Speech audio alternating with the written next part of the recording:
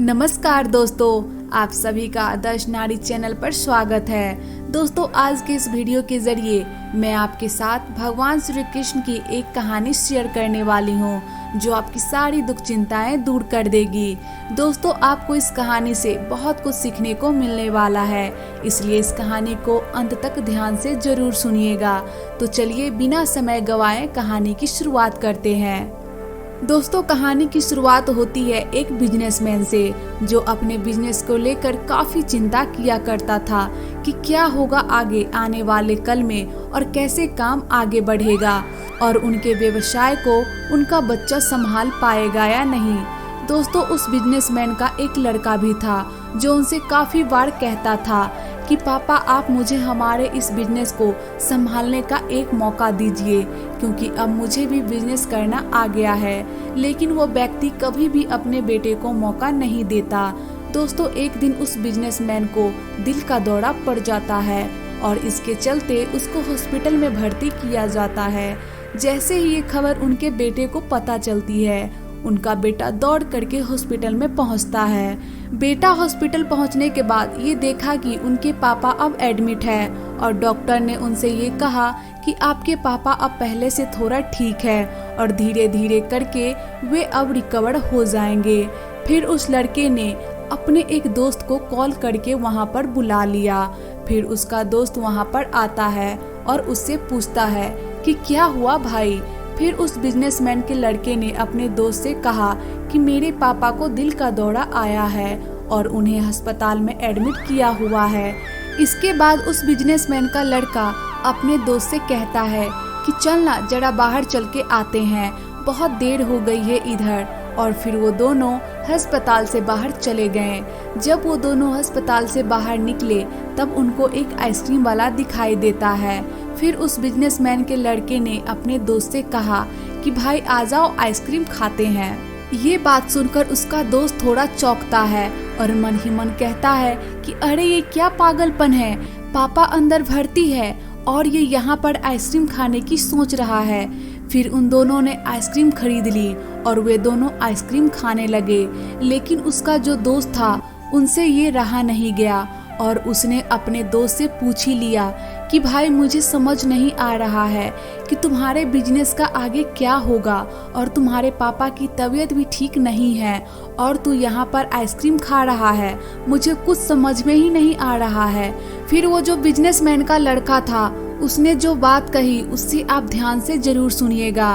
उसने अपने मित्र से कहा कि मुझे ये मालूम है कि तू ये सोच रहा होगा कि मेरे पापा एडमिट है और यहाँ पर आइसक्रीम चल रही है, मजे चल रहे हैं, पर ऐसा कुछ नहीं है। मैं भगवान श्री कृष्ण का बहुत बड़ा भक्त हूँ और उनकी दो बातें हमेशा अपनी जिंदगी में याद रखता हूँ। पहली बात जो हम सबको पता है कि काम करना है और फल की चिंता नहीं करनी है, इसलिए जो होगा देखा जाएगा। मैं सिर्फ अपने काम पर ही फोकस करूँगा और फिर बिजनेस भी अच्छा चलेगा। और दूसरी बात जो लड़का अपने दोस्त से कहता है कि मैं तुम्हें भगवान श्री कृष्ण की एक कहानी सुनाता हूँ जो तुम्हें दूसरी बात क्या है वो अच्छी तरह से समझ आ जाएगी, इसलिए इस कहानी को ध्यान से जरूर सुनना। भगवान श्री कृष्ण की जो पत्नी थी उनका नाम रुक्मिणी था। उनको जब पहला बेटा हुआ था तो उनका नाम प्रद्युम्न रखा गया था और प्रद्युम्न के जन्म के 10 दिन पश्चात ही प्रद्युम्न का अपहरण हो गया। प्रद्युम्न के अपहरण के कारण रुक्मिणी नाराज और उदास रहने लगी कि ये क्या हो गया। भगवान श्री कृष्ण रुक्मिणी जी को कहते थे कि चिंता मत करो क्योंकि प्रद्युम्न जहाँ पर भी होगा वहीं पर ठीक होगा।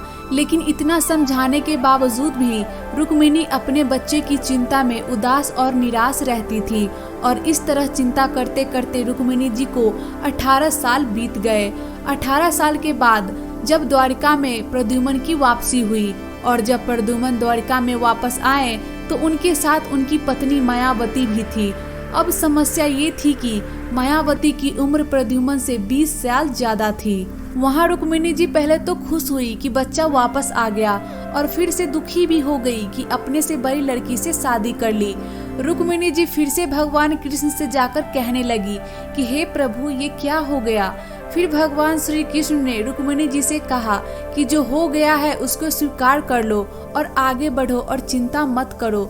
लेकिन माँ रुक्मिणी के मन को ये बात खाए जा रही थी कि अपने से बड़ी लड़की से शादी क्यों कर ली, पूरी दुनिया में यही लड़की मिली थी क्या, और वह इस बात को स्वीकार नहीं कर पा रही थी। इसके कारण 8 साल तक माँ रुक्मिणी जी दुखी और निराश रही और 8 साल के बाद रुक्मिणी जी ने ये स्वीकार कर लिया कि प्रद्युम्न ने जो यह शादी करी थी वो ठीक थी और इसके लिए ज्यादा चिंता करने की जरूरत नहीं है, और उस शादी को उन्होंने स्वीकार कर लिया। दोस्तों, इस तरीके से माँ रुक्मिणी जी ने अपने जिंदगी के 26 साल उदासी में ही बिता दिए।